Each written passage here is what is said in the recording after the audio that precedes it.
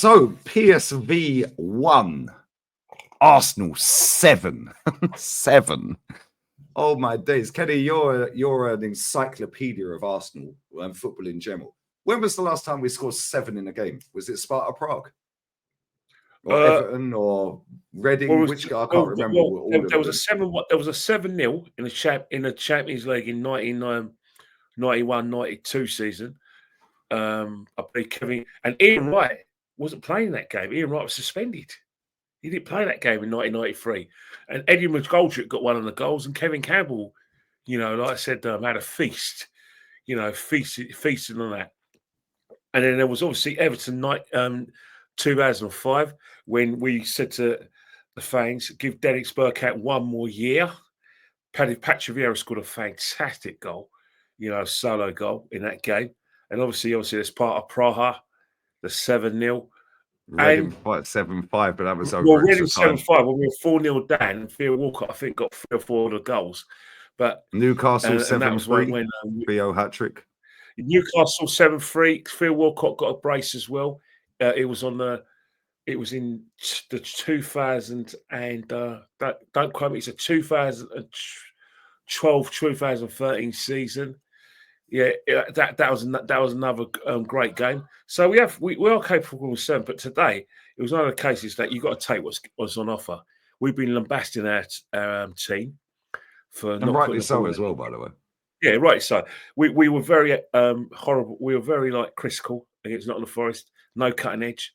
West Ham we were critical as well about no cutting edge. So when you've got a team like this who were very naive defensively, they didn't heed the warning from the Declan Rice putting the ball in the net. They didn't heed the warning from not taking their chances. So what I would say in terms of doing that, take what's on offer. Declan Rice, fantastic spin, good cross in his wrong foot. Best performance in an Arsenal shirt for me. I thought he was outstanding, mate. Great header for Timber, and then the two youngsters got together. Ranieri sweeps the ball in the net, and then the catastrophe at the back, 3-0. Thomas Partey didn't have to do that, but it wasn't catastrophic because every time they went up, we could have scored a 4th and a 5th in a time. So it wasn't catastrophic, and you've got to. The captain got his goal, another fumble by the keeper, and then there was the goal. Calafiori's involved in the 5th. The 6th was a fumble by the keeper, and then Odegaard, one of the few bits of quality in the game, put a nice little ball for Calafiori. Calafiori scored a good finish. And you talk about Calafiori, you can talk about his lack of defensive ability, especially at left back. But one thing he does do is that he can bloody strike a ball, absolutely strike a ball. And that's one thing I'll always give him credit for. Top player in terms of that respect. Defensively, he needs a lot to learn. But let's not forget, he's not a left back. I heard people in the media saying, "Oh, another left back." He's not a left back. Timber's not a left back. But I don't even think he's a centre back. The way he glides around the pitch, he's good. He's good in terms of power and strength, and he can strike a ball. And this is where a good manager or a good coach, like somebody like Arsene or Alex Ferguson, Ancelotti, they'll say, no, you're never playing centre back. You're never playing left back. You're now going to play in midfield as a number 8. Yeah, because he's a number 8. Yeah, let's be real. Right? Yeah. He's an 8. He can get forward. He can he can't defend, but he can get back, and he makes a bit of an issue. It causes a bit of panic. But he can also do that. I'm not saying he's Lampard because he ain't. I don't rate him that at all, if I'm honest. Yeah. But getting into the box and making them marauding runs forward is Lampard-esque. Well, it is. It's impressive, but you got to remember one thing: when you look at a footballer, his job is to defend, and that's what we bought it for. We didn't. And we got to remember that we have to assess his performances in his defending, and he needs to buckle up. And the reason why he needs to buckle up is because I think that, unfortunately for Myers Lewis Kelly, I think there's a trust issue now because of, in big games, especially in Europe, against better teams, we won't be able to go down to 10 men. As much as he's eager, he's got that kind of shithousery streak in him, which you'll get away a lot with in the Premiership. But even now, he's a marked man. In Europe, he's now a marked man. So it's one of those situations where Calafiori needs to up his game, because I think he'll be playing more games, especially the big games, because I don't think the manager will trust Marzlou Scary, which is a shame, because he's in terms of like what we need defensively in attacking areas in the field, he's brilliant, but it's discipline, isn't it? You can't be great He's defensively. rash, but at the same time, he's not a left back. The Yeah, same but as Calafiori. the problem is that all our eggs are in one basket. Liverpool are going to thrash Southampton this Saturday. Us against Man United, We ain't playing like that against Man U, by the way. Yeah. But you think about it, Man United and Arsenal have got arguments to rotate and rest players, isn't it? Arsenal already through to the league, the quarterfinals. They're highly likely going to play one of the Madrista teams. Man United have got a massive, massive game, especially home game in the Europa League. Their only chance of winning trophies. So it's one of those games that's going to be an Arsenal Man United game, which is basically going to excuse me. Yeah, no, it's gonna be poor quality. Yeah, well, they'll either stink a win, or we're gonna stink a win.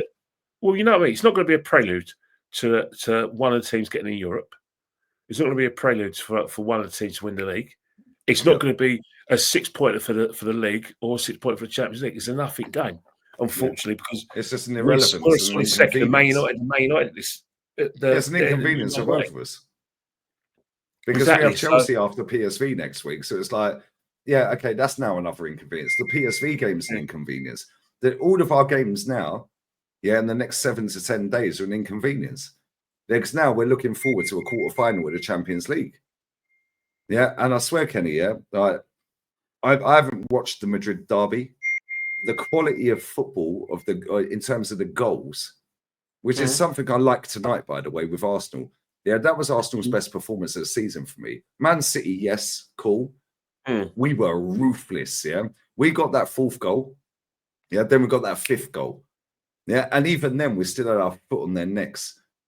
Yeah, their fans were walking out. He'll probably get sacked by midday tomorrow. Yeah, he'll probably get sacked. That's an embarrassment for them. They won the league last season. He's also struggling in Eredivisie, the Divisie. So it's one of those things where they were saying that they were having poor results from December, but the only saving grace was the Champions League. Well, that Champions League is now gone. They are not going to beat us 6-0 next week. No. So he is out of a job, and he's done it. It's not a good look when after 70 minutes, they film their fans leaving the stadium, and the camera doesn't stop rolling, and the same fans that were getting up to leave, they filmed the same fans outside the concourse of the ground. Did you see the guy that wiped his foot as he walked down the steps? He wiped his foot. I said he must have trodden his shit. Yeah. Well, he wiped Matty said, Matty or I can't remember which one it was, said, no, they've just watched shit. So he was basically making a statement by rubbing his foot. And that's the thing. Arsenal tend to do that. There are times when Arsenal have a one of those sort of angry moment. We weren't very confident of Arsenal winning the game in Sporting Lisbon. What happened? They won 5-1. We thought the Man City was going to be could have gone either way. We beat them 5-1, so we are capable of that. But our normal what's the difference, though, Kenny? Yeah, well, he let the shackles. We punished them. We score early. Yeah, we punished them. We were clinical against City. We had 7 shots on target. We scored 5. I don't know what it was against Lisbon. Tonight we had 8 shots on target and scored 7. We had 2 goals disallowed. Rice and Trossard. Yeah. Rice's goal that was disallowed was insane, by the way. Yeah, he was quality, man. Yeah. But I thought that was one of Trossard's best games of the season. Because he's been poor, man. You got to remember these players. They're not afforded. So they're not afforded the space they were given. They normally get in matches, like the Premiership. They don't get this space that they normally get. So when you do when you actually like I said, do give us this space. The rare times we get it, we're going to punish you, and that's how it should be in football. You know what I mean? It's football's like that. We've got to strike while the iron's hot. Morale's not particularly high this season. But that'll give us a boost now. Forget the league. The league's done. Yeah, but now Champions League. That hurts a lot of fans. So, times like this, let's remember it, because there's not going to be many more times like that. We know. I'm enjoying it, Kenny. I know we're going to get panned by the Madrid teams. You enjoy what's happening, because the Real Madrid game, whoever it is, Real Madrid or Atletico Madrid, they're not going to. There's going to be low blocks from Atletico Madrid, and Real Madrid will not exactly play with a low block. But what Madrid will do is they'll try and bully us and try and play at a high tempo at their ground, but they will be coming to the Emirates Stadium to win, because the first legs at the Emirates Stadium, be it Atletico Madrid or Real Madrid. Atletico back as well. Jude was suspended tonight. Yeah, and so Atletico Madrid will be more than happy to avoid defeat. Last Real Madrid would be happy just to win the game. Real Madrid have to win every game. So it's really like absolute facts. You can actually right now, even though the game's going to be in about a month's time, you can actually pre-analyze the game anyway, because we're not losing the second leg. Yeah, we're through. We're through. Yeah, we're through. The league's done. So now all eggs in this basket. And if he don't win it, he should be sacked. Yeah, he ain't going to win it. Let's be real. Yeah, but then again, saying that, even if we do get past the Madrid team, we've got to get past. Well, Aston Villa are probably through. Yeah, Aston Villa are probably through. No, let's just be honest with ourselves.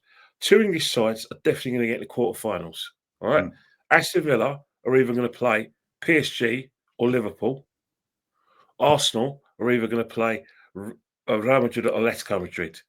Depends what happens in next week on the 12th of March, my birthday, and most importantly, it's discipline. Whoever's the most indisciplined and clinical will lose the match. Yeah, you have to be clinical, most disciplined and most clinical. But listen, on that bombshell, it sounds like Mikel Arteta and all these top gooners are pinging your phone off, Kenny. Make sure you follow Kenny Chem 1972 on Insta. And yeah, man, listen, enjoy the Man United game at the weekend. And listen, 7-1. Wow. Nobody expected that. Mate, enjoy it, mate. Enjoy it, mate. You know what I mean? Because when we have end of season, I don't know if they do the DVD anymore. Or no, the Walk of Shame around the Emirates. Yeah, I'm sure they do. Well, I'm sure if I want to, I could buy it. I can buy the like the video and pay my £5 or go to the competition. And one of the highlights would be Man City away, Man City at home, PSV away, Sporting Lisbon away, Tottenham away. Maybe Lons. That'd be the highlights of the season. Hopefully, there'll be more highlights. Facts. We're out. Layers.